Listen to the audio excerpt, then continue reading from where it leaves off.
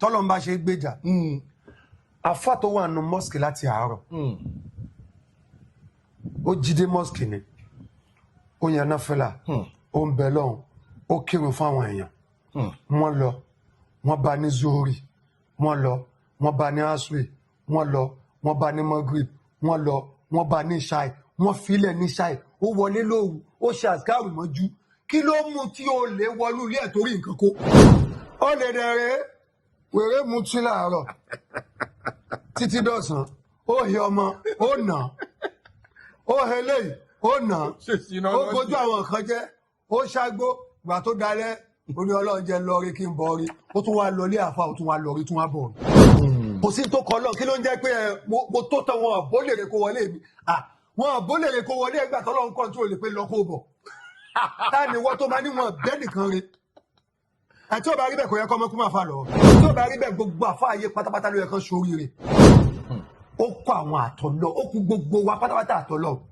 ta ló sọ pé torí pé àfa jẹ tó ń lìdì wa ó máa ṣáájú àwọn èrò tó wà lẹ́yìn ìwà àlìjọ náà nígbà tó wá dọ́dọ̀ ànábì sallallahu alaihi wasallam wá ní ẹ dákun ẹni tó jẹ́ olórí wọn bí lòun béèrè ànábì ní ṣe kò sí ó ní Muhammad yẹn lòun fẹ́ ṣe ó lòun ní rárá ìwọ́kọ́ ẹni tó jó lórí wọn ó bí lè pè é kó ń bá ànábì mi tó máa ti fẹ́ òkè tó máa jókòó sórí àpèrè kan ńlá kan tí ogun máa tò lọ sún àti máa ṣe tùálé o báwọn tí wá ṣe fẹ́ káwọn èèyàn máa ṣe fáwọn lẹ́nu tó wá ní àkọlé jẹ́wọ́ sẹ́ ìwọ ló sẹ́gun ànábì wa ní sẹ́yídù lọ́pọ̀ omi khadimu ẹni tó bá ti jó lórí ìjọ òun lọ́mọ ọ̀dọ́ wọn. Scripted with Jeff Ogbolewa. This edition is going to be very hilarious because the guest I have with me is a colleague. This guy, one of the most versatile actors we have in the game. Yes, I have brought him on this very show.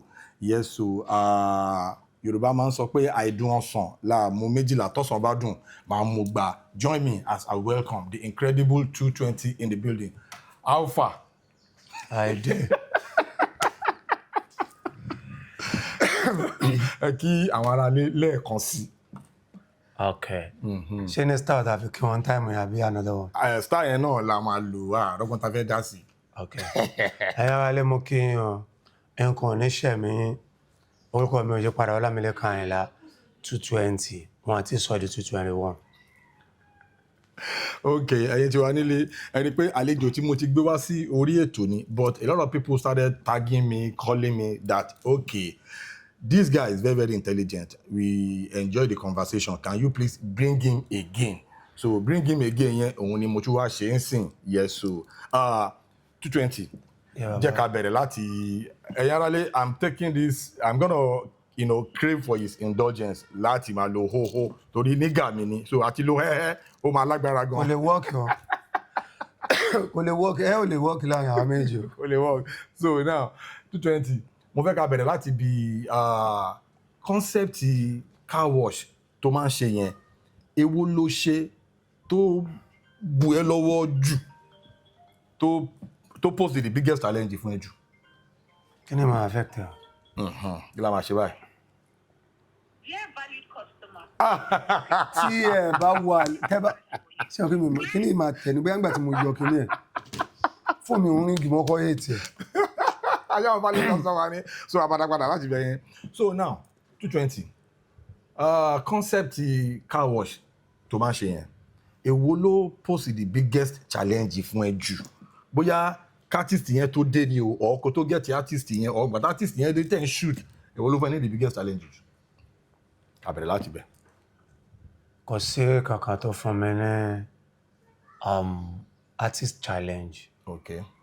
Bọ̀yé tí mo mọ̀ wípé mo ṣe tẹ́mi mi fẹ́ bọ́. Èwo ni? Ó nígbà tí mo ṣe pẹ̀lú Gbólúkẹ́. Kọ́lé oṣó. Gbogbo yẹn tí mo ṣe yẹn pátápátá mo rọ́jú ni. Mo ń rẹ́rìn. Èmi fún ara mi tí mo ń ṣe mo kàn ń rẹ́rìn. Wàláì tàláì. Ó ló fi jẹ́ wípé téèyàn bá lọ tún títọ́lọ́ tèmi àti Ògbólúkẹ́ wò. Ó máa rí pé ọ̀pọ̀lọpọ̀ ìgbà máa dojú ẹlẹ̀ báyìí mi máa kẹ̀yìn báyìí ẹ̀rín ni mo rí ọtún ìgbà tó yá mo kàn padà yọ̀ǹda wọn mẹ́pẹ́ wò èyí tá a ṣe ìrẹsì tó kọ́lọ̀ fà ló bá rí kà sí.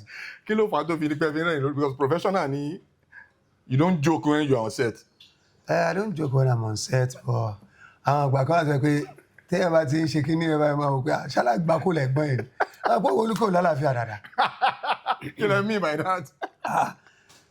Pé bá ṣe jẹ́ gbọ́n mi tó bá ṣe di ọ̀wà tipẹ́ tó bá ṣe kí ẹ̀ tí bá ti wojú wọn báyìí níbi bó ṣe ń sọ̀rọ̀ ni o àbí gbogbo reaction wọn everything wọn ṣàmù tó mú mi tó pa mí lẹ́rìn jọ yẹn wàhálà nǹkan ṣe mí gan jọ yẹn o bọ́ mo kàn gbá kámú mo dẹ̀ ṣe bẹ́ẹ̀ èyí tí ó tún ya wèrè bẹ́ẹ̀ èèyàn ti jáde Okay.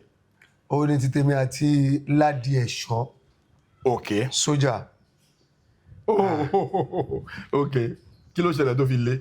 stress yẹn pọ̀ ẹ mọ̀ kéèyàn dá mọ́tò dúró Okay. kó fọ mọ́tò nígbà tó wá fọ mọ́tò tán ẹni yẹn ò sọ̀rọ̀ ó wá kànlẹ̀kùn kò sílẹ̀kùn ó kànlẹ̀kùn lẹ́gbẹ̀ẹ́ aláyé kó tiẹ̀ wind up bó ṣe gbálẹ̀kùn báyìí ìyẹn wá tẹ central lock ó ṣí tí máa ṣí báyìí ṣòkòtò sójà mo bá lẹ́sẹ̀ no ó ti wind down mo ti para fún mo wá bá ṣòkòtò sójà lẹ́sẹ̀ pé ọ̀gá mi náà no vex I don't know say na you o I don't know say na you kò sọ̀rọ̀ náà aláyé Owó dà. mo dẹ̀ ti para fún kó tó di pé sílẹ̀kùn gangan mo jẹ́ ní kí n palẹ̀ mọ́ kí n máa lọ àṣàwọn òkútu ẹ̀ wà lẹ́yìn wọ́n bá palẹ̀ mọ́ olúwẹ̀ wọ́n jù sínú mọ́tò ó wá dibi tán máa ń páàkì mọ́tò Lagos State sí àwọn mọ́tò tata ẹ̀ ó bá ní kí n máa fọ́ Ìbí káwọn sí ló ń jẹ́. bá fọ́ mọ́tò wà táyà so ìyẹn lásán another issue ni stress yẹn pọ̀ njọ́ ẹ̀ mo fọ́ mọ́tò tèmi yẹ so bó ṣe rí nìyẹn. Okay. Mo rí kan tẹ́ ṣe pẹ̀lú Lanko ọmọọba Dubai. alágbàkó làwọn náà. Báwo ló ṣe survive shoot yẹn pẹ̀lú Lanko because Lanko one of the funniest comedians ní industry. Tabari ẹ tó funny ju Lanko lọ ẹni ẹ máa try gan. Báwo ló ṣe survive shoot yẹn? n tó ṣẹlẹ̀ ni wípé sometimes being an actor wọ́n wà lórí sẹ́ẹ̀dẹ̀ pé tá bá ń fún ẹ ní lines Okay. wà tó wọn ní I'm sorry kí ló ń ṣe mí náà remind me please. nígbà míì dẹ̀ ni wà wà pẹ̀lú comedian wà rẹ́rìn ìgbà mi ò ní rẹ́rìn. The same day ni mo ṣe títí Lanko àti títí Ògbólúkẹ́ the same day ni àwọn àgbákò méjì. the same day ẹ̀ náà ni mo ṣe Tòkèlè. So èmi fún ara mi ti ní determination pé mo fẹ́ lọ ṣàgbákan nínú èmi náà wá tẹ̀lé àgbákan ẹ̀ lọ pé interfẹ́fẹ́ sí yìí àjọ mú ni ṣẹ́rí Lanko gangan wọn lálàáfíà tó pọ̀ Lanko náà sọnù títí wọn wípé wọ́n fi mọ́tò ra wọn iṣẹ́ ni ìgbà tó tún yẹ wọ́n tún ní àwọn ẹ̀ṣẹ̀ bọ̀gún fún mọ́tò ni ìgbà tó tún yẹ wọ́n tún ní àwọn ẹ̀ṣẹ̀ fẹ́ gbé mọ́tò jáde ìgbà tó yẹ wọ́n ní àwọn bímọ 9 àbí 11 ni àwọn rí wọn bá wọn fọ mọ́tò wọn sọ nǹkan tó balance so ẹ tó fẹ́ bá wọn ṣiṣẹ́ náà ní balance. I'm telling you. Lórí mo wo títí Lanko yẹn. Lanko wọ́n padà wá palẹ̀ mọ́ kémi sínú mọ́tò wọ́n tún fẹ́ fún mi lówó mo tún ní ká mú 500 náà wọ́n wá bẹ́ẹ̀ ẹ̀yin sọ fún mi wípé ẹ̀yin máa jùlẹ̀ tí bá dẹ̀ mú ojú mi àfọ́ ṣé kí ẹ máa rójú ṣe nǹkan mọ́ ni. Àti mo wá di wàhálà. mo wá wípé kán máa lọ. wọ́n máa gbé ṣòro wọn lọ. Ògbólúkẹ́ náà ṣe tiwọn tán afọ mọ́tò tán fún mi 100 naira 100 naira Ògbólúkẹ́. In fact content táwọn èèyàn bá ń wò ń lé ó máa ń funny but àti achieve ẹ̀ èèyàn máa ń lọ to the extreme ní kí ni plan yín láti bóyá ṣé ẹ fẹ́ metamorphose concept yẹn wọnú movie gangan àbí kí ni plan or ẹ fẹ́ yas a movie gangan ṣe ní plan yẹn. Ní bí 7 years ago. Okay. a ti fi concept yẹn ṣe fíìmù rí. Okay. The title is. Yeah, à ń gbọ́. Okay. Ní bí 7 years ago. Okay. A ti fi content yẹn ṣe fíìmù. A lò nínú fíìmù and the title is LMC. kilo Love, Music and Crime. kí ni story yẹn báwo Directed by Ibrahim Chatta. Okay. So Papaya lẹ́ntò nation Ibrahim ni wọ́n ń lọ ẹ̀bọ̀ àwọn tá a ṣeré. Ṣé ó dẹ́ pé mo coordinate ń gbà àbí PM? Okay. Yeah. Okay. So a ti lò pé wọ́n máa ń fọ mọ́tò nu go slow. Okay. But tí n bá ní kí n lọ máa fọ mọ́tò nu go slow ẹ máa padà máa dáwó tí mo máa san fáwọn boys fún mi. Ọlọ́run á jẹ́ kẹrẹ́ yọkan yà. I'm telling you olóyè kí n ọ̀rá máa ṣe ní àdúgbò. Okay. Bá mi bólẹ̀ wá ẹjẹ́ mọ́ bọ́ ẹjẹ́ àyà o. So reason ni. Okay. But mo sì fẹ́ gbé lọ fà. Ó kàn yẹ pé ẹ mọ̀ content tí ó bá ti ń ṣe ẹni tí wọ́n mọ̀ ló ń ṣe ló máa lọ. Tí ká ní pé ẹni tí okay ká ní ẹni tí wọn ò mọ̀ ló ń ṣe. Ó máa lọ gan. Ó dàbẹ̀ tó fẹ́ ṣe prank ni. Wọ́n dẹ̀ mọ̀ ẹ́ tẹ́lẹ̀ kí Wùmí lọ ṣe prank Mo gbégbá prank in time kan. kò ní work. Mo máa kún gbogbo ìsojú bẹ́ẹ̀. Mo máa lọ prank àwọn kan. Ìkan ni àdéhùn àwọn tó máa ń ṣe fíìmù ẹ̀rí. Ẹ̀gbọ́n ẹ̀ rè mú ní àwọn tí mo fẹ́ wá prank ti padà prank. Thank you kò ní work. So mo sọ kí ni yẹn gbà tí mo ń ṣe content yẹn àwọn yẹn like content yẹn but kò ń lọ. To the fact. Torí pé wọ́n ti rí ẹ as an actor. Wọ́n ti rí pé mo act náà ni. Gbogbo tó bá fẹ́ ṣe as an actor. Okay ẹ jẹ́ n sọ báyìí. Ẹ lọ wo àwọn actor wa tán máa ń ṣe content. Kò ní dàbí film. Kò ní dàbí tàwọn ọmọ tán mọ̀ ẹ́. But tó bá yẹ pé tàwọn ọmọ ẹ ni even àwọn actor wa ẹgbẹ́ wa máa lọ jókòó síbẹ̀ wọ́n náà máa lọ máa tẹ like sí náà máa lọ máa tẹ comment sí náà máa lọ máa dúró àwọn náà máa gbé gẹ̀gẹ̀ wọn ní gbé àwa gẹ̀gẹ̀. Kò ń ṣe pọ́n fi ṣèkà. Ní táwọn ọmọ ẹ ń ṣe olóúnjọ wọn lójú. Wọ́n ti mọ̀ wọ́n mọ́. Wọ́n ti accept wọn mọ́. Kíní yẹn bá wa ti ríra wa tẹ́ ẹ̀rọ pàǹlá pọ̀nlé ara wa náà tẹ́lẹ̀. Bẹ́ẹ̀ni. Tí kò bá ń ṣe ẹni tí bíbí ẹ̀ dà títí tó ẹ̀ yanjú tí kíkọ́ ẹ̀ wá ní mínì. Ọ̀rọ̀ yẹn deep. Wọ́n ní pọ́n ẹlé. Ọ̀rọ̀ yẹn deep. Kò pọ́nú àwa ara wa tá a lápọ̀nlé ara wa. Ọ̀rọ̀ tí o sọ yóò jẹ́ kí n rántí interview kan tí mo rí. Bàbá Òjògẹ̀ wọ́n sọ nǹkan kan. Ọ̀rọ̀ yẹn fì mí. Ọ̀rọ̀ yẹn wá fara pẹ́ nǹkan tó sọ ń sìn wípé táìmù kan àwọn náà ní the same experience pẹ̀lú àǹtí Péjú Ògúnmọ́lá pẹ̀lú ọ̀rọ̀ ọmọ wọn tí ó ṣaláìsẹ̀ kọ́ lọ́ba bu òróró òtúra sí wọn ní ọkàn. Àmín. Wọ́n wá ní àwọn náà ní ìyẹn bàbá Òjògẹ̀ wọ́n náà ní similar experience pọ́nmọ́ àwọn náà ṣaláìsì before títí àǹtí pé but àwọn wọ́n ṣe sọ nìyẹn pé àwọn tampa wọn ti rí táwọn rò bọ́n ṣe so torí pé àwọn ò lówó wọ́n sọ̀rọ̀ yẹn mo gbọ́ interview yẹn mo feel bákan wọ́n á ní 220 reality Sure. la máa ń sọ lórí ètò yìí all of us are kind of alábòsí ni gbogbo wa reason ni pé a máa ń ṣe double standard òfin tó bá mélégún kò kí ń mú kí ni a máa ń sọ yẹn náà òfin tó mélégún wọ́n lọ máa yẹn pòwé yẹn. Bẹ́ẹ̀ kò parí ẹ̀mí ọmọ. lọ́jọ́ mọ́tò láti sọ ni pé òyìnbó máa ní what is good for the goose is good for the gander but in this part of our world what is good for the goose kò kí ń good fún gander o torí tí ẹni tó bá lówó tó bá lékàn tó bá ṣe nǹkan tí nǹkan bá ṣe bí society wa ṣe máa ń pamper wọn tó máa receive wọn tó máa ó máa ń yàtọ̀ sí tí same thing bá ṣẹlẹ̀ sí ẹni tí ò lékàn tí ò lówó different reaction la máa ń fún wọn kí ló máa ń fà tó máa ń rí bẹ́ẹ̀ especially in industry now let us. Kò kí ń sọ̀rọ̀ industry. Life. Ọ̀rọ̀ gbésí ayé látọ̀dọ̀ ẹlẹ́dàá mi.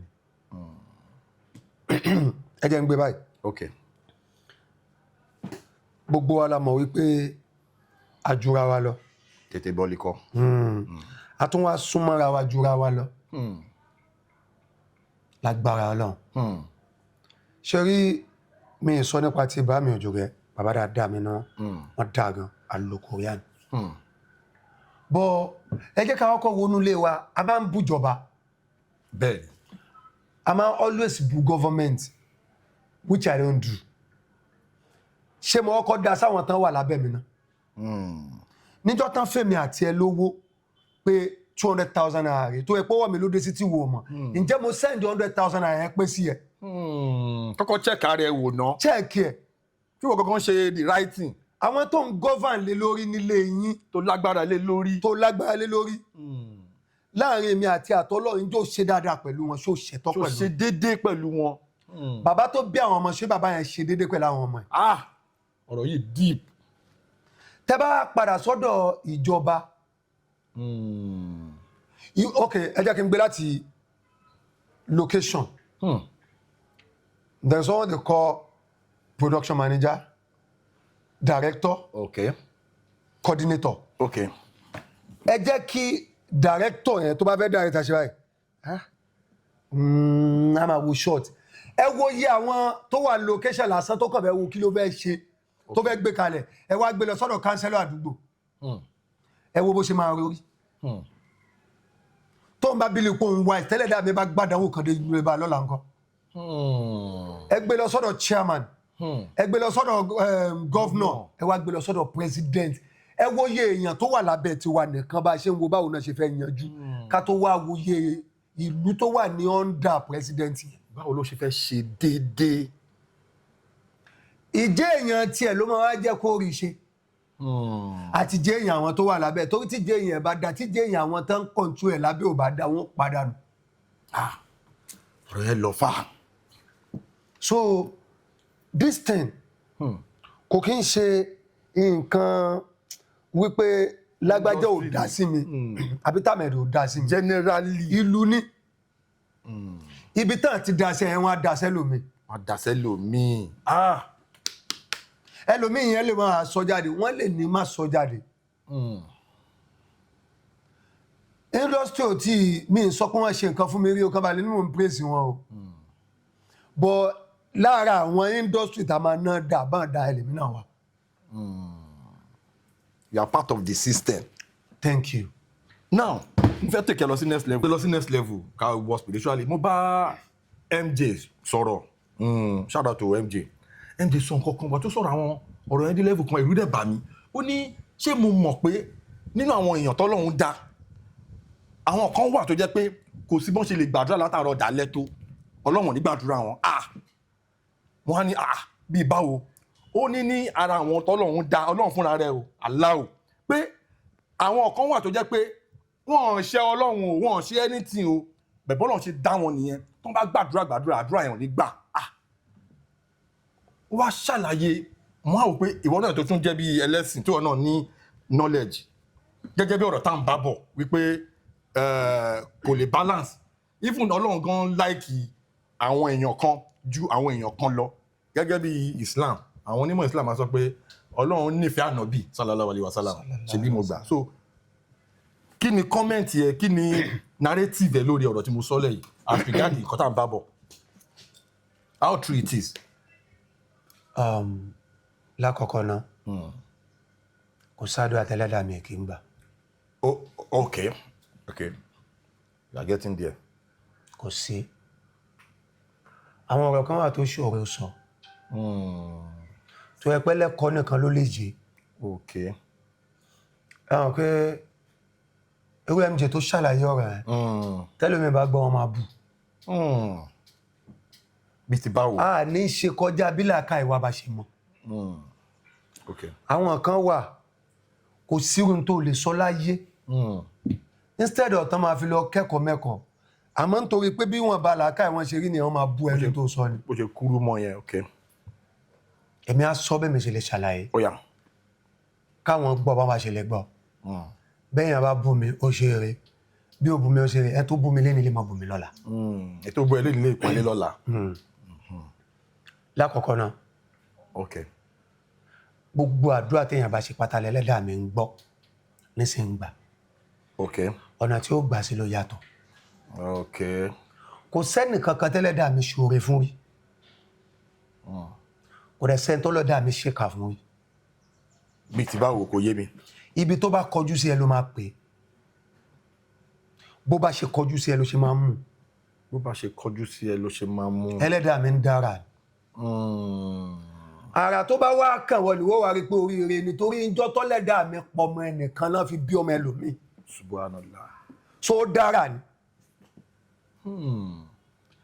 bẹ́lẹ̀ ṣe jáde láyé wọ́n bí ń bò mí ibi tán ti wá bẹ̀ ìbùdálù ní ẹlẹ́dàá mi pààrọ̀ ẹ̀ ní bá ṣe wá bí níbò mí yẹn àwọn ọmọ wa dùnnú páwọn bímọ ẹ̀yin ọmọ banújẹ́ pé ọmọ lọ ń bí ẹ gbọ́ṣẹ́ Mo wà pẹ̀lú ẹ. tẹ́yìn bá wá ń sunkún bí àwọn ọmọ rẹ́rìn bẹ̀ bẹ́lẹ́dàá mi ṣe fẹ́ tọ́ ayé nìyẹn ó ń dára ni it's like a director that is directing our movies. Okay, a director now call me and you pé ẹ̀ẹ́mẹ́jì lábẹ́ kẹsì rẹ èmi ní 10 sins wọ́n ní 2 sins 2 sins ẹ̀ ó ní kò sọ̀rọ̀ tẹ́sí tèmi ó ní kíkan máa wò báyìí máa wò ká wẹ́ẹ̀ tí ó yẹ kí mi sọ̀rọ̀ bó ṣe rí picture ẹ̀ nìyẹn bẹ́lẹ́dàá mi ṣe rí picture káyé rí ló ṣe ń rí ètò bá wá kángun sí ẹ sọ pé alhamdulillah mo dúpẹ́ ó jẹ́lẹ́sìn ni ó jẹ́lẹ́sìn ni because a kàn ń lé mú náà ni ẹ̀sìn táyà ń lé mú yìí náà nǹkan bí wa sí là ń practice ẹ̀. Nǹkan tó bí wa sí là ń practice ẹ̀ ó possible kó jẹ́ pé tó bá bí wa sí apá bò míì náà. bàbá mo máa ń sọ máa clear lẹ́nu ó ní mo fi kọ́kọ́ bẹ̀rẹ̀ wípé bí làákà ìwà bá ṣe mọ láṣẹ gbọ́ bó bá ṣe wá yé wa mọ láṣẹ rò kò ṣe gbogbo ẹni tó ń jẹun náà ni kí lórúkọ ẹni ló ń digest oúnjẹ bí làákà yẹ ò bá digest ọ̀rọ̀ mi ó máa ṣe lára díẹ̀ torí kò ń ṣe gbogbo etí tó bá gbọ́rọ̀ mi ní làákà yẹ máa lè gbé ṣe rí tó bá yẹ pé ìdílé kìrìsìtẹ́nì náà bí mi sí Okay. tí n bá mọ báìbù màá máa kóòtì báìbù débi pé bí mo ṣe lè kóòtì Quran àti bí mo ṣe lè defend ẹ̀ lẹ́nu tá bá bí mi sí ìdílé babaláwo tó yẹ pé fana kọ́ mi màá defend bá débi pé mùsùlùmí tí a takù mi amúra. èmi náà máa sọ pé ẹ̀sìn àbáláyé yìí ò ní the best. Orí ọ̀nà tó bí ẹ sí yẹn gangan ni the best. tó bá yẹ pé kìrìsìtẹ́nì ni màá máa jẹ́ kó yẹ yín pé Matthew chapter kìíní kan báyìí kì í sọ verse kankan because mo lè kóòtì báìbù níwọ̀n bá. ní bí ti báwo. I'm telling you níwọ̀n bá. Ó yẹ fún ẹ̀kan. fún láyọ̀ ransom. Torí mi lè quote. Ewo. For God so loved the world that he gave his only begotten son. Can you give me the verse and chapter? John 16. Ṣé mo gbà? Why tó ṣe máa bẹ̀rẹ̀ pé ṣé o gbà? Mo mọ nǹkan tí mò ń sọ ni. Matthew 6 verse 24. Okay. Only you can never serve two masters At the same time. Why do you want to Torí pé ni mo kọ́ ẹ ní scripture yẹn. Ọmọ 220. Mo ka ẹ báyìí ni. Bàtà ń ya fíìmù wọn là ń yà yẹn náà. Bàtà ń ya sometimes in February. Mo ka ẹ. ní 2014, right? Ní 2014 ni mo lọ. Why tí wọ́n gbàgbé tèmi rẹ tí tèmi wá ń ṣiṣẹ́ mọ́tò mi? Mo ka ẹ 220. Yeah. Mo ṣiṣẹ́ mọ́ dáadáa. Wow. Ọmọ mi ni tí bá ní ọmọ mi ni 220 ẹ mọ nǹkan tí mo ń sọ. So ṣe ń pọ̀n mi àbọ̀ ọjà. Okay. Ṣé you understand? Yeah. So àwọn kinní yẹn ó ní í ṣe gan tí a kì í ronú sí. Àwọn kan máa sọ̀rọ̀ kan sí mo gbọ́ kinní kan. Ìkan náà ṣẹlẹ̀ ìkan tó ṣẹlẹ̀ yẹn. What tí babaláwo tó bá ṣoore fàáfà. Àfáà máa sọ pé àwọn babaláwo máa wọ náà right torí pé wọ́n ṣe Islam. Torí wọ́n ṣe Islam. Babaláwo tó wá ń tún tẹ́mi mọ̀ ni o. Babaláwo tó wá ń tún ọ̀nà ilé Ọlọ́run ṣe lọ́dọ̀ àwọn Mùsùlùmí. Do you understand, sir? Yeah. Tó bá rí nǹkan tó fẹ́ wọnú mosque àbídọ́tì, ó máa tún bẹ̀ ṣe. Tó bá rí àwọn ọmọ tí ò lọ sí mosque, ó máa lé wọn lọ́nu mosque yẹn. A lé wọn wọnú mosque yẹn. Ẹlòmíì máa ní Àjọkẹ́ ayé la pé Àṣàkẹ́ ọ̀run ó dọ̀run.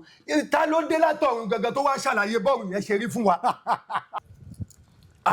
Ẹja ẹ̀ṣẹ̀ lọ́ba yìí. Ibi tí ẹ̀ ń gbé tó ń gbé ọ̀rọ̀ yẹn lọ ó ti ń deep gan. Ọ̀rọ̀ yẹn wá ó jẹ́ kí n rántí nǹkan kan torí èèyàn kan sọ̀rọ̀ kan ó ní àwọn kan máa sọ pé àwọn ń gbèjà Ọlọ́run ẹnìkan wá sọ̀rọ̀ yẹn pé ṣé àwọn lè rò bóyá àwọn lè gbèjà Ọlọ́run ṣé Ọlọ́run kò ṣe gbèjà kò ṣe gbèjà Ọlọ́run lẹ́ni sọ pé òun gbèjà ẹ̀ ìwọ kan ti gbèjà ara ẹ̀ tọ́lọ́run bá ṣe gbèjà àfà tó wà nù mosque láti àárọ̀ ó jíde mosque ni ó yan náfìlà ó ń bẹ lọ́hùn ó kírun fáwọn èèyàn wọ́n lọ wọ́n bá ní zuhuri wọ́n lọ wọ́n bá ní asri wọ́n lọ wọ́n bá ní magrib wọ́n lọ wọ́n bá ní ṣáì wọ́n filẹ̀ ní ṣáì ó wọlé lóru ó ṣe àsìkárù mọ́jú kí ló mú tí ó lè wọnú ilé ẹ̀ torí nǹkan kó. ó lè dẹ̀rẹ̀ wèrè mutí láàárọ̀ títí dọ̀sán ó he ọmọ ó nà ó he léyìí ó nà ó gbójú àwọn nǹkan jẹ́ ó ṣàgbó ìgbà tó dalẹ̀ ó ní Ọlọ́run jẹ́ lọ́rí kí n bọ̀ rí ó tún wá lọ ilé àfa ó tún wá lọ rí tún wá bọ̀ rí. Wow. Kò sí tó kọ́ lọ́n kí ló ń jẹ́ pé mo tó tán wọn àbólèrè kó wọlé mi wọn àbólèrè kó wọlé ẹgbà tọ́lọ́run control lè pé lọ kó bọ̀ tá ni wọ́n tó máa ní wọn bẹ́ẹ̀ nìkan re àti ó bá rí bẹ́ẹ̀ kò yẹ kọ́ ọmọ kú máa fà lọ́wọ́ kò yẹ kó ọmọ kú máa fà lọ́wọ́ àti ó bá rí bẹ́ẹ̀ gbogbo àfa ayé pátápátá ló yẹ kán ṣoríire wọ́n lè ṣoríire táwa máa pè lóríire o nínú oríire ni kéèyàn láyọ̀ kan oríire pọ̀ fà. ok torí oríire tó normal people olówó ó kọ́lé ó ra mọ́tò oríire pọ̀ ok bẹ́ẹ̀ mi ṣe pọ̀ lára ṣẹ́rí inú oríire ni ó fẹ́ ra fóònù yìí oríra ó ṣoríire wọ́tẹ̀fẹ́ tó lówó lọ́wọ́ tó ní ẹ wá ló bá ra 30 phones wá lọ́la tọ́lọ́n bá gbàdánwò kan dẹ́kílẹ̀ tó mọ́lẹ̀ nǹkan kò ní rántí mọ́ Ọlọ́run dàlákàyè ẹ̀rọ. ẹ̀yin ò ra fóònù eléyìí wọ́n fún yín lélẹ́yìí. mo lè ti mọ̀ rẹ̀. ok mo kàn ń sọ ni. mo ti sọ lórí ètò eré pọ̀ fún mi so ó ti wá di ok ó ti di story a ti mọ àdírẹ́sì mi rè. ó ti cast ẹ ra ilé ìgbà tó sọ pé fẹ́ ra fóònù ẹ ra ilé. mo fi ń sọ̀rọ̀ ẹ máa tẹ̀síwájú à ń gbọ́ lọ.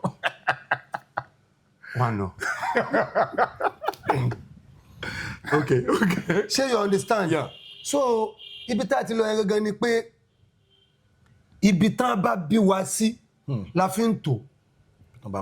I will say Islam is the best, while another person will say Christianity is the best. Àwọn ẹlẹ́sìn àbáláyé máa sọ pé òun ni best, but the only thing tèmi ní believe nínú láyé mi ni pé number one ẹlẹ́dàá mi ń bẹ. Ọlọ́run wà. ń bẹ. ẹlẹ́ẹ̀kejì ni pé bínú mi ṣe rí sẹ́lòmíì òní tó tẹ̀lé. ok ok. tó o bá ti kírun ọ̀wọ̀ náà tó o bá gbààwẹ̀ ọ̀wọ̀ náà ọ̀yọ́ sàkà ọ̀wọ̀ náà ṣe kinní kan ọ̀wọ̀ náà àìmọye ọ̀pọ̀lọpọ̀ èèyàn tí ò lówó lọ́wọ́ tán ṣe sàárà jẹun tó lówó lọ. báwo ló ti fẹ́ ṣe sàárà. nínú ọ̀rọ̀. ok sàárà yóò lè fi ọ̀rọ̀ sísọ ṣe sàárà. I'm telling you ọmọ tó fẹ́ ṣàgbákò tó advice ẹ̀ ó ṣe sàárà ọ̀rọ̀ ni. ọmọ tó fẹ́ sọdá tí ò mọ bó ṣe máa sọdá tó ti dúró pẹ́ńbẹ́ àbí tó fẹ́ jásíkò tó lé lọ́wọ́ mú tó fàdá ní ó ṣe sàárà àrìn àjò ẹ̀ fún ni. ọmọ tó tọ́sọ́nà ó ṣe sàárà àtọ́sọ́nà ẹ̀ fún ni. But we don't know. A ti believe pé àwọn olówó yẹn tán wá ń jẹ lọ́dọ̀ wọn àwọn olówó tẹ lọ ń jẹ lọ́dọ̀ wọn tán fídíò yín àwọn náà gbẹ̀san ti wọn o wọ́n ṣe sàárà o àmọ́ kinní kan náà ó máa kú ń bẹ̀ tó bá yẹ pé lóòótọ́ ni Bible sọ wípé oore tọ́tún bá ṣe kó sì má ṣe mọ̀ sí. ok. Do you understand? ká máa ṣe àwọn kan wà tán ní níwọ̀n bá ń tán nìyẹn wọ́n fi ń ṣe sàárà náà. bẹ́ẹ̀.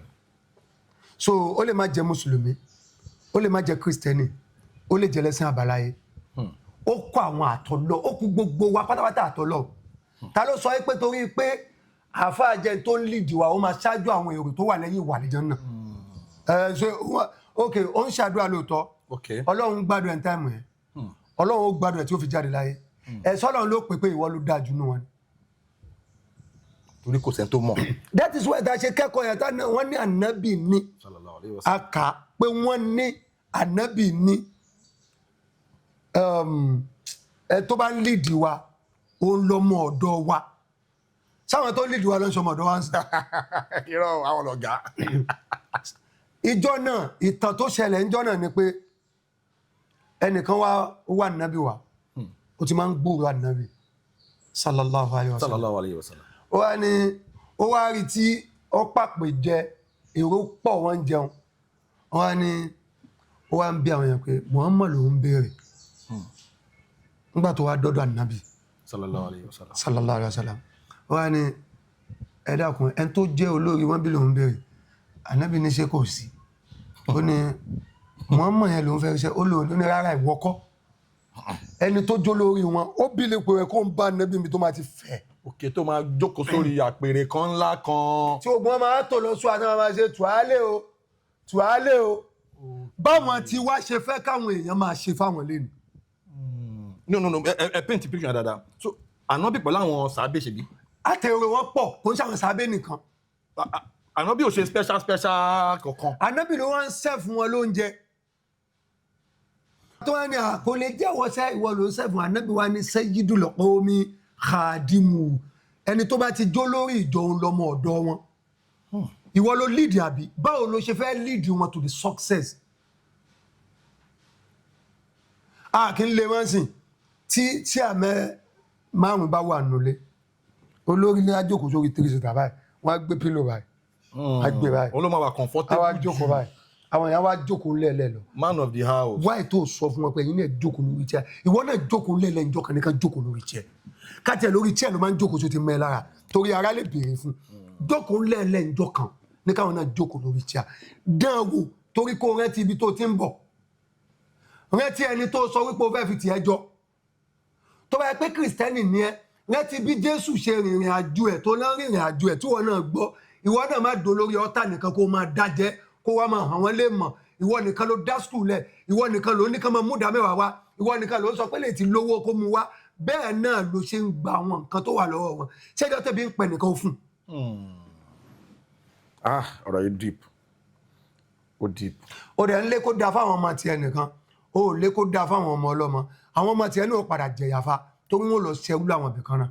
mo máa ń sọ kankan ní point tó gbèdé yẹn máa ń sọ pé bí a bó ṣe yé mi sí ni pé for instance analysis tó ń mú wá yìí kò kí ń ṣe gbogbo àwọn olórí míì tán ti kówó jẹ tó jẹ́ pé àwọn family wọn nìkan ló máa ń mọ̀ ló máa ń take care kò kí ń ṣe gbogbo wọn ló máa ń jẹ ìyà ẹ̀ṣẹ̀ wọn àbí torí àwọn tá a rí tán ti bímọ dẹ́gbẹ́ ọmọ wọn ìlú òyìnbó ló ti lọ school owó òlù náà kó jẹ àwọn ọmọ wọn náà tán máa tún ti so wealth yẹn ń lọ on pass yẹ sí next generation àwọn olóṣì tí wọn ò rówó yẹn jẹ náà ìyá máa jẹ ìyẹn ìyá máa tún jẹ ọmọ ẹ ìyá máa tún jẹ ọmọ ẹ ni mo ṣe máa ń sọ pé kíní yẹn ṣé ó máa ń wọ́ọ̀kì pé gbẹgẹ bẹ̀rẹ̀ sọ́nsìn ṣọ́ máa ṣá àwọn ọmọ wọn máa jìyà ẹ̀ torí ọ̀la pé wọn kì í jìyà ẹ̀ wọ́n máa ń gbádùn lọ́bẹ̀ ni wọ́n máa ń. Bible says a ó bẹ̀ ẹ̀ṣẹ̀ bàbá wò ní ara ọmọ láti ìran kìíní títí dé ìran kẹtàlá. kò síbi tí ò ti lè ṣẹlẹ̀. lórí àwọn tí a mọ̀. then èmi máa ń sọ kinní kan. okay. wọ́n bá ń fi làákà ìgbé. sometimes tó bá mẹ́sẹ̀jì yẹn pé are you okay? okay. dàrú are you okay kí ló lè mí tí ò bá yí ẹ tán béèrè lọ́wọ́ ẹlòmíì fásitì àlọ́ aládùúkẹ́ nǹkan tó ń láta àlàmù tí wọ́n bá jẹ́ni tí ò máa ń pa ẹ̀ béèrè má fi làákà ìtì ẹnìkan gbé. tó bá tiẹ̀ wá bí ẹnu gbà ẹ pé are you okay àbí are you normal àwọn ẹlòmíì lè ti padà ṣèrò kó rẹ̀ lọ́n pé ó lè jẹun tó mìíràn. okay yeah. ibi tí mo ti lọ ní question tẹ bẹ̀rẹ̀ nsìn. okay. ẹ rephrase question. mo sọ pé ṣé àwọn tó ń kówó jẹ owó tó yẹ kí gbogbo ìlú enjoy táwọn nìkan wá kó táwọn àtàwọn family wọn wá ń gbádùn ẹ̀ tí ìyẹn náà bá bímọ ìyẹn náà pass owó yẹn wealth yẹn á pass ẹ̀ sí next generation ṣé máa fi rí pé ìran kẹtàlá gan owó yẹn ń lọ ni ṣé ẹni tó ti kówó jẹ tó ra gbogbo estate pa tó jẹ́ pé investment lọ rẹpẹtẹ ó ti fowó fix owó ó ti ṣe gbogbo owó yẹn wà bẹ́ẹ̀ ń pàṣẹ àwọn ní padà jìyà báwọn kan ti máa sọ pé àwọn ọmọ máa padà jìyà ẹ̀. ṣé mọ̀ wípé iṣẹ́ tá a bá ṣe lénìí ọ̀la ó béèrè ṣá. ọ̀la tí ò bá wá tẹ̀yìn àti béèrè lọ́wọ́ mi kó tó pọ̀ gbàgbé o ó lè sùn kalẹ̀ dọ́mọ àbí kó sùn dọ́mọ ọmọ ẹni ẹlẹ́ẹ̀kejì ó ṣeéṣe kó yẹ pé èrè nǹkan tí mo ṣe láyé tí mo wá ń jò ní ni mo ń jẹ láyé lé. okay ṣé yorùbá believe as a yorùbá person yorùbá believe pé àkúdà yà wà àkúdà ṣé. I'm not talking about àkúdà yà. no à ń lọ sí mo ń lọ sí pele yẹn ni o. èmi ò tí ì dé pele yẹn. okay a ṣì wà lórí eléyìí. èmi ń sọ̀rọ̀ wípé ikú tó pa mí ń jò ní. okay. tán fi bí mi padà sọ́dọ̀ ọba ní Ṣọlá Àjàgbé. ó lè jẹ́ tí mo ṣe ń jọ́ náà lọ ni mò ń jèrè lẹ́nu. ṣó possible pé èèyàn kan kú wọn tún bí síbi kan. ta ló sọ fún yín pa ọkọ̀ tẹ wá rẹ̀. ẹ má bínú ṣé Islam believe bẹ́ẹ̀ àbí Yorùbá believe bẹ́ẹ̀ àbí Islam believe bẹ́ẹ̀ torí irú ọ̀rọ̀ tí mo sọ lẹ́ẹ̀kan yẹn àkúdàáyà Islam believe àkúdàáyà pé tó bá ti kú ó ti lọ nìyẹn but Yorùbá believe pé àkúdàáyà wà. Yorùbá àwọn kan ò believe nù ẹ̀. Okay. Àwọn kan believe. Ànábì sallallahu alaihi wasallam pé man mata qad qamat qiyamatu. Ẹni tó bá ti jáde láyé alikiyama ti bẹ̀rẹ̀. Ẹ ká wá gbé sínú tafsir. Okay. Mi fẹ́ sọ̀rọ̀ kí o kí ló ṣe. Mi ṣàfà. Ibẹ̀ yẹn là ń lọ. Lára àwọn ẹ̀kọ́ tá a kọ́ ni mi ṣàfà. Òun náà ní ìmọ̀ ní àwọn aráàlú ń gbọ́. 1 or 2 a máa learn a máa pick ń bẹ̀. Ẹ jẹ́ kí mi àtàwọn ará àtàjọ dúró ẹ̀fà mi àlejò. Ṣé rí ẹni tó bá ti kú tàlì kíámọ̀ tiẹ̀ ti bẹ̀rẹ̀ ibo ló ti bẹ̀rẹ̀. Ok wọ́n ní tẹ́yìn bá sin tán bá ti sìn yàn tán àwọn mọ̀lẹ́kẹ́ ó jáde sí. Bẹ́ẹ̀ni. Tán bá sin àbí. Nínú sàárè. Nínú sàárè. Ẹ tán dáná sun kan. Ibo wọn ti jáde sí. Okay, on that note ó dà ń pé. Ẹni tí ẹja jẹ tán nù odò ńkọ́. Tàbí tí mọ́tò gbá tààtẹ̀ rí bọ́ọ̀dì tí gbogbo ẹ ti scatter. Ibo wọn ti bí. Bóyá spirit ẹ̀ ní nǹkan tó ń tà láti. Bàbá spirit ti lọ bò mí ó lẹ máa fi sọ pé ẹ bá wa gbókù àwọn èèyàn ṣẹ́rí tí mò ń ṣe lé ni wọ́n máa tákù mi gan o tí ó bá fẹ́ tákù mi tó fẹ́ gbọ́rọ̀ wọ́nà wọn ni kó pè mí jókòó. Okay. Bíkọ́ tó bá gbé wá ní afẹ́ ní lára pé rọ́bìṣì lọ́rọ̀ tó ń sọ èmi náà gbà pé rọ́bìṣì ni. Okay. Bí ìrònú tí ẹ ṣe rí ni pé rọ́bìṣì ni bí ìrònú tèmi ṣe rí lèmi ṣe ń sọ̀rọ̀ lẹ́nu. Okay. Not mo fẹ́ convince anybody. Okay. Bàbá téèyàn bá ti kú alikiyama tiẹ̀ ti dé ibo ni ó ti máa jèrè alikiyama ẹ̀ tó dé yẹn. Ayé alukóra nìkan ni kìnìún kan wá bá débi ibùdálù tí bá rántí ká tó ṣe tán sì máa sọ pé a máa pààrọ̀ yín ni bóun náà ṣe fẹ́ pààrọ̀ wa. Tẹ́lẹ̀ bá kú. A fẹ́ lomi ìpààrọ̀ ẹ̀ ẹ̀mí yẹn lè má wàá wá lẹ́mìí èèyàn ó lè wá lẹ́mìí ẹran ó lè wá níta díẹ̀ tọ́lọ́wọ́ bá tiẹ̀ wá mú yín bàbá tẹ bá wá jáde láyé kẹ́mi wá lọ wá síbi ẹran tó wà ní Sòyèrè tí ń jẹ èrí gidi tààrà sámú. Ẹ̀mí ta ni. Tọ̀dọ̀ yín. Ẹ jẹ́ ká mọ nǹkan tá à ń ṣe. Ọmọ kí mi wọn kọ́ ọmọ mo ṣì lè mi. Ọmọ my 12 ni mi. Ọmọ kí mi kẹ́ṣẹ̀. Èmi tó kọ́ àwọn èèyàn lẹ́sẹ̀. Torí tó bá jẹ 1 o lè jẹ 2 o. Bàbá yẹn ní jẹ morí sótò kẹ tó dákẹ́ kẹ lọ́kànjú ẹ̀ lè jẹ ọ̀kan tán. Now onítàn kan tí mo máa láì kí n máa gbọ́ ìtàn Ànábì Muhammad sallallahu alaihi wasallam. Wọ́n sọ ìtàn kan wọ́n sọ pé ẹni yẹn o gẹ́gẹ́ bí onímọ̀ wọ́n ní táìmù kan ó ní ọmọ kékeré kan tó máa wá ń ṣeré lọ́dọ̀ Ànábì ó dà pé ọmọ yẹn wá jẹ́ sallallahu alaihi wasallam wọ́n jẹ́ pé ọmọ yẹn wá jẹ́ ọmọ kèfèrí bàbá ọmọ yẹn kèfèrí ni popular kèfèrí but ọmọ yẹn tó bá ti ń ṣeré báyìí ọ̀dọ̀ Ànábì ló máa ti ń ṣeré so ìjọ kan ó dà pé ọmọ yẹn Ànábì ò wá rí for a while Ànábì ní láti wá lọ sílé ìmọ̀ bẹ́ẹ̀ sórí tí mò ń sọ yẹ kẹ́tì ní àìdíà ara àwọn sórí Ànábì ni sallallahu alaihi wasallam wọ́n yà gbé wa débẹ̀. Gbẹ̀ngà Adébóyè ẹ̀ sọ parí. Sọ fún wa jọ sọ fún wa wọ́n mọ̀. Ṣẹ́rí in tó yẹ kí Islam gbòòrò nígbà ayé Ànábì sallallahu alaihi wasallam bọ́n ṣe kọ́ wa. Ànábì ò ṣe bí ọ̀pọ̀lọpọ̀ àfáà mi ṣe ń ṣe lẹ́nu. Ànábì ni ẹni tán pè ní husnul khuluqi. Ẹni tí ìwà ẹ̀ dáa jù even though wà ní Al-Qur'an ìwà tó dáná fi ròyìn Ànábì. Bẹ́ẹ̀ni. Ànábì gba tẹrú tọmọ mọ́ra. Ànábì ò rẹ́ nìkankan bí ẹrú. Ànábì ò rẹ́ nìkankan bí kèfèrí. Ànábì ò rẹ́ nìkankan bí ẹni tí ò ṣe ẹ̀sìn wa.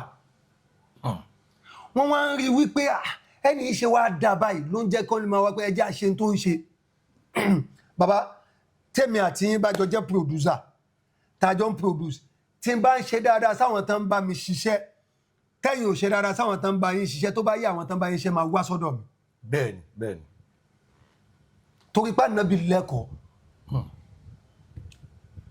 Ànábì fààyè lẹ̀ mo kẹ́kọ̀ọ́ ẹ̀kọ́ tèmi ń ṣe nígbèsí ayé mi léni mo kọ́ látara bàbá mi lọ́rẹ̀ babaláwo à ń pè wọ́n ní àràbà. Pọ̀psí ẹ̀ bọ́ ṣe jẹ́ gbòógì. Àfáà ni títí tí bàbá mi fi fààyè lẹ̀ kò kò mọ̀jà dúà lọ. Tọ́pọ̀lọpọ̀ èèyàn tó lè ṣẹlẹ́rìí mi lé lọ́gọ́rùn-ún torí ẹni tí bàbá mi kọ́ ni kí ó lé lọ́gọ́rùn-ún. 100. That's 100. Wow. Tí mo mọ̀. Wow. Tí ó ń ṣe tí mi mọ̀. So o possible kò ju 100 yẹn lọ. Ó possible kọ́. O ju 100 yẹn lọ, àwọn 100 yẹn lẹ mọ̀. Okay. Mo fi sọ̀rọ̀ bẹ́ẹ̀. Yeah. Bàbá mi ní ọ̀rẹ́ pastor. Wọ́n ní ọ̀rẹ́ babaláwo náà. Araba ló ń kọ́. Bàbá mi ní ìwà kan. Matthew kọ́ rẹ̀. Èmi lórí tó lọ ṣọ́ọ̀ṣì. Lọ́jọ́ lọ ṣọ́ọ̀ṣì jọ. Kílé tó fẹ́ lọ. Ò ní lọ sí lọ́ọ̀ni. Wọn ò rí ẹni yẹn bí. Bàbá mi ò ní sọ wípé bẹ́lẹ̀ àṣẹ ń dáná yìí o tó wípé ó jẹ́ Kristẹni ò ní jẹnu ẹ̀. Wọ́n àdẹ̀yẹ wọn gbò lẹ́ni tí wọ́n ń sin Ọlọ́run wọn ní ìsìn bọ́n ṣe bá pé kán sìn pé Allahu is Allah. Wọ́n wá torí pé jẹ́ Mùsùlùmí yẹn kan wá ní Kristẹni ó sórí ibú ni o àbí ẹ̀yin Kristẹni o tẹ́ bá ti lè kú báyìí iná lẹ́wọ̀ o. Mi gbọ́ orí lẹ́nu wọn. Bàbá wa ní bàbá mi ò lẹ́kọ̀ọ́ tọ̀ a jẹ́ pé bí ò sí lẹ́kọ̀ọ́ òun ó kó òun àtọ́lọ́run bí tó wà lẹ́nu èmi náà lẹ́kọ̀ọ́ nù ìwọ̀n bẹ́ẹ̀ kọ́ tẹ̀yìn ni ẹ mọ̀ ló lọ bẹ́ẹ̀. Torí bó o ṣe eré ọ jáde láyé bó o ṣe eré ọ jáde láyé bó ló ṣe ẹṣọ gbókúdé ọ padà kújọ kan náà ni. Àbí bàbá ńlá kú bàbá wa tó fún wa ń gbé kúdé lánàá dà lẹ́nu. Àríkú yẹrí fayé lẹ̀. Àríkú yẹrí padà kú. Kí wá ní káríkú sáwá wí ikú léwèrè mu. So bí ní àjò yẹn ṣe rí nìyẹn. Nígbà tí bàbá mi ò ti wá sọ pé ti lágbájá báwo ti tàmẹ̀dọ́ tó ẹ pé ìwà tán fi ròyìn ànábì ni mo bá lára bàbá mi tó pọ̀. Ó tó. So tẹ́yàn kan máa ní bákan ní tó yẹ ká nábì gbòòrò wọ́n padà sọ kí nìkan mo gbọ́ ọ̀kan níjọ́ nítan ní àwọn lànàbì bọ́mọ ọdún 7 sùn ó bọ́mọ ọdún 6 báwo ló ṣe lè possible.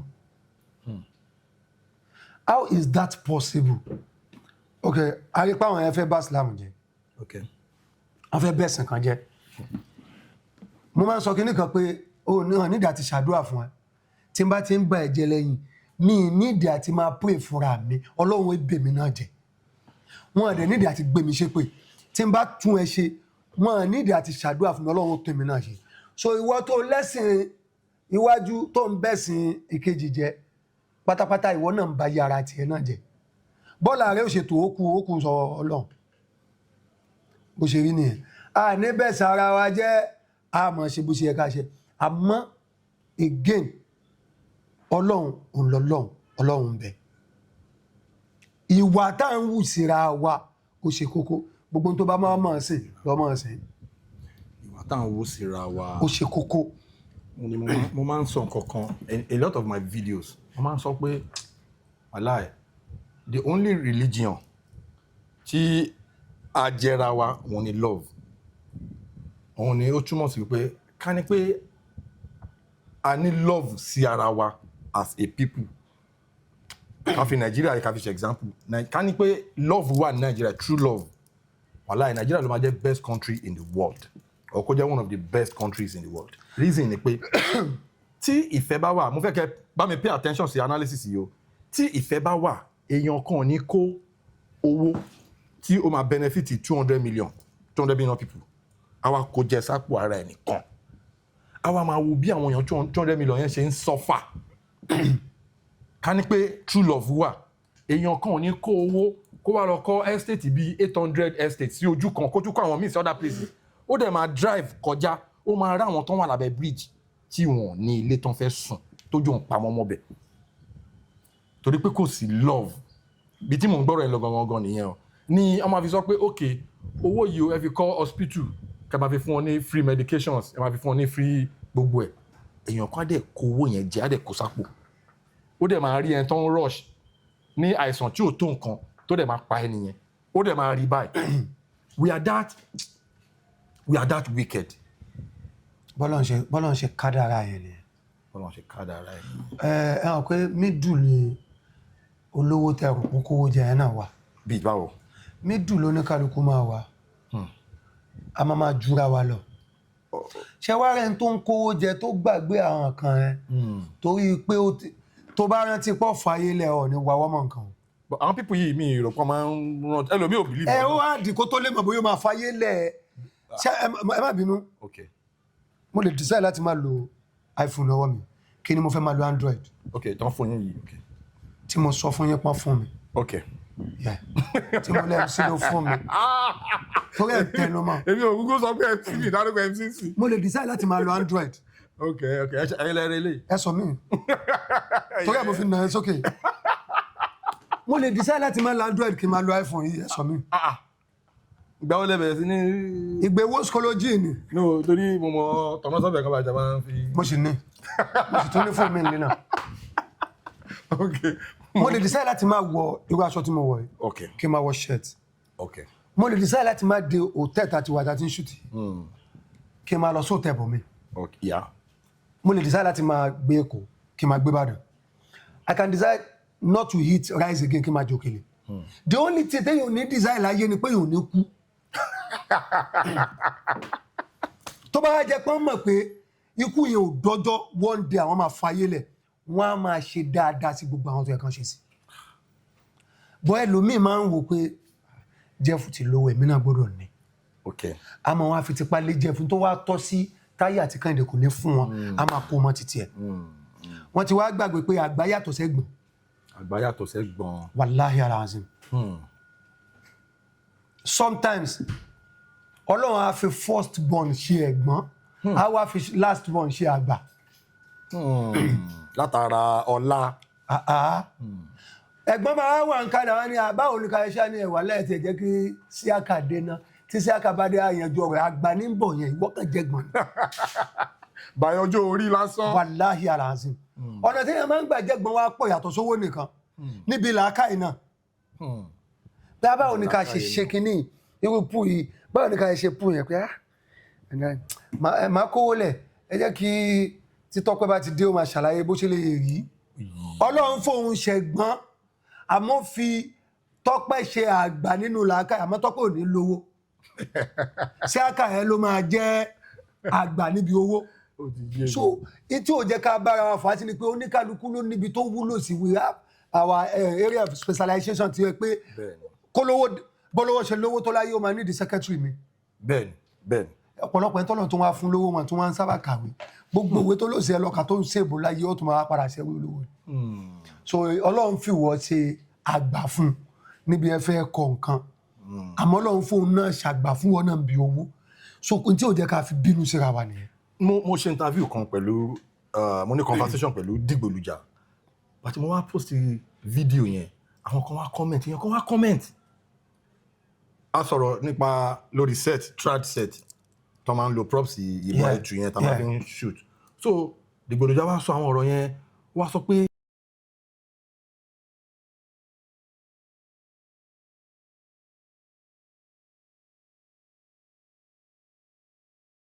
Please subscribe to my YouTube channel and press the notification button.